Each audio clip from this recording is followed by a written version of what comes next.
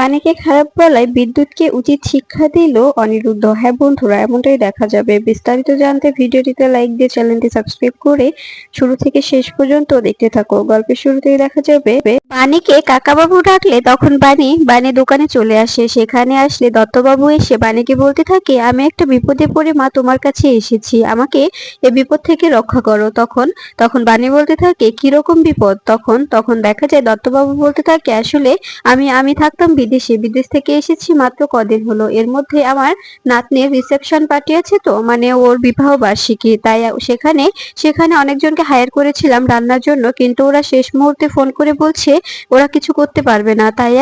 তাই আমি তোমার কাছে এসেছি। এদিকে এদিকে দেখা যায় মৌলির দাদু ঈশানীকে বলতে থাকে, ঈশানী আজকে কিন্তু আমাদের একটা পার্টি আছে, সেখানে দাওয়াত করেছে, সেখানে যেতে হবে, তাই তোমাকেও যেতে হবে। ওখানে গিয়ে প্লিজ কোনো রকম সিন ক্রিয়েট করো না, মনমরা হয়ে থেকো না, আমাদের রায়বাড়ির সম্মানটা একটু বজায় রেখো। এদিকে এদিকে বাণী রান্নার কাজ শুরু করে দিলে তখন দত্তবাবু বলতে থাকে, বাণী তুমি কিন্তু নিজের মতো করে রান্না করবে, আর মা আমার মান সম্মানটা রক্ষা করো, দেখো যে আমার মান সম্মান যেন কোনোভাবেই ডুবে না যায়। তখন বাণী বলতে থাকে, ঠিক আছে।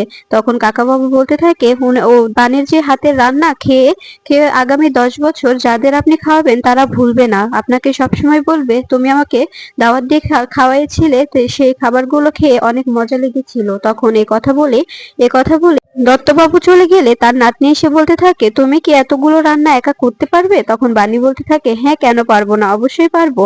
তখন মেয়েটা বলতে থাকে, দেখো আবার আমাদের সম্মানটা নষ্ট করো না, প্লিজ তাড়াতাড়ি সবকিছু করে ফেলো। তখন বাণী বলতে থাকে, ঠিক আছে, সবকিছু ঠিকঠাক ভাবে করব, কোনো কোনো ঝামেলা হবে না, তুমি নিশ্চিন্তে থাকো, আমি সবকিছু একদম ঠিকঠাক ভাবে করে দেব। এরপরে বাণী ঠাকুরকে ডাকতে থাকে আর বলতে থাকে, হে ঠাকুর, আমাকে তুমি শক্তি দিও, আমি যেন ওদের মান সম্মান রক্ষা করতে পারি, আমার যেন কোনোভাবে কাকা বাবুর মান সম্মান না ডুবে। এরপরে দেখা যায় দত্তবাবু তার নাতনিকে নিয়ে বলতে থাকে, দেখেছিস সবকিছু কত জাঁকজমক করে সাজানো হয়েছে, পছন্দ হয়েছে তো তোর? তখন দত্তবাবুর নাতনি বলতে থাকে, হ্যাঁ দাদু, আমার অনেক পছন্দ হয়েছে, সবকিছু একদম আমার অনেক পছন্দ হয়েছে।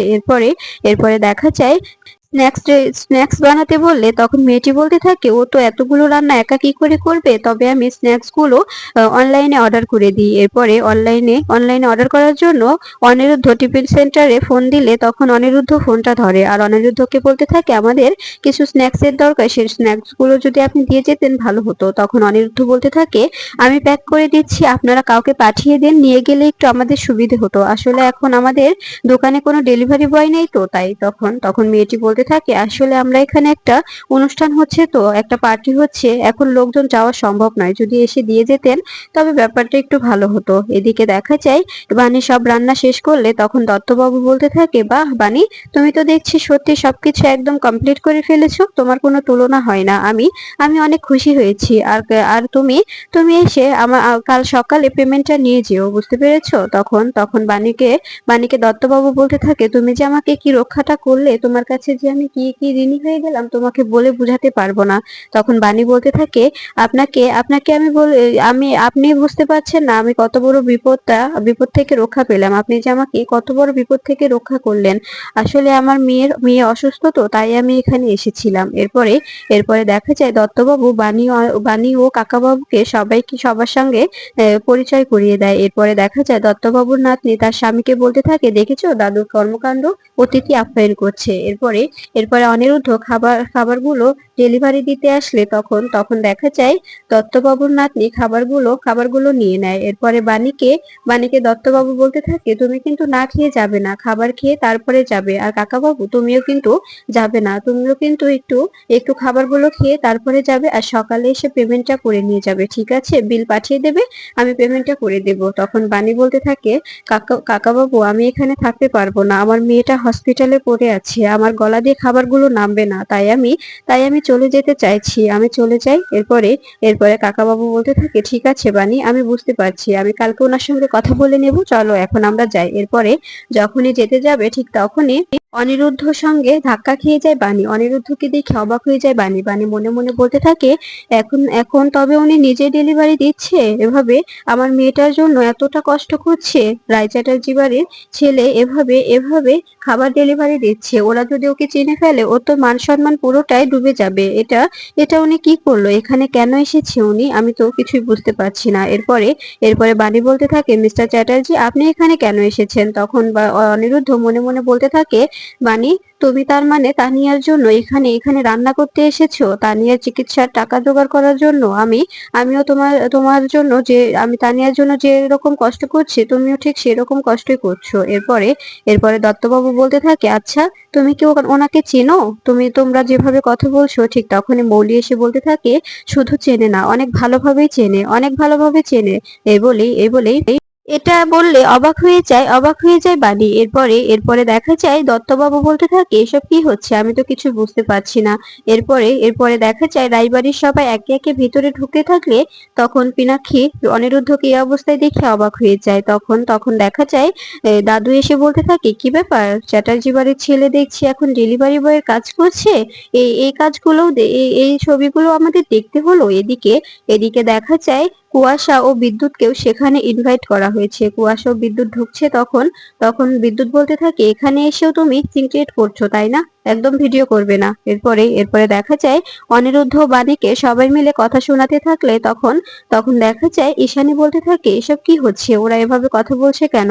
এরপরে দত্তবাবু বলতে থাকে, আচ্ছা আপনারা সবাই কি ওদেরকে চেনেন? তখন বিদ্যুৎ আজ থেকে বলতে থাকে, ওরা শুধু নয় আমরাও চিনি, অনেকেই চেনে ওদেরকে।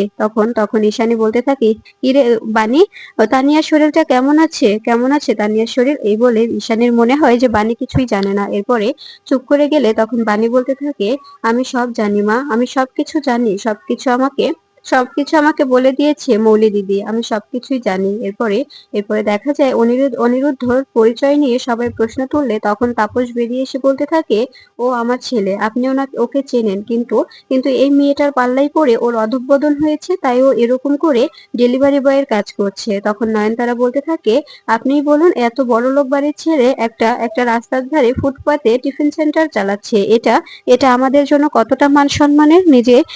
নিজের মান সম্মান খোয়াচ্ছে, সঙ্গে আমাদেরও খোয়াচ্ছে, আমাদের সঙ্গে নিয়ে আমাদের মান সম্মানটা সহ ডোবাচ্ছে। এরপরে বিদ্যুৎ বলতে থাকে, আসলে কি, এটা এটা আগে এই মেয়েটা অনেক নোংরা, অনেক জঘন্য। এই মেয়েটা আগে আমার বউ ছিল, বুঝতে পেরেছেন? পরে আমি ড্রাইভার, তো আমি গাড়ি চালাই, এর জন্য আমার ইনকাম কম, আমাকে ছেড়ে ওই বড়লোক বাবু ধরেছে, ভেবেছে বড়লোক বাবু ধরলে হয়তোবা ওর অনেক লাভ হবে, কিন্তু কি, ওকে তো মেনে নিল না, ওকে বাড়ি থেকে বের করে দিল, সঙ্গে ছেলেটা অবধি বেরিয়ে এলো, এজন্য ছেলেটাকে আজকে রাস্তার ধারে টিফিন সেন্টার চালাতে হচ্ছে। তখন এ কথাগুলো শুনে রেগে যায় অনিরুদ্ধ। এরপরে বিদ্যুতের কলা চেপে ধরে বলতে থাকে, একদম এখানে এখানে শেষ করে ফেলবো, একদম তোর জিভ টেনে ছিঁড়ে দেবো যদি বাণীর নামে কোনো উল্টোপাল্টা কথা বলিস। তোকে এরকম এরকম কথা বলার রাইট কে দিয়েছে বলতো?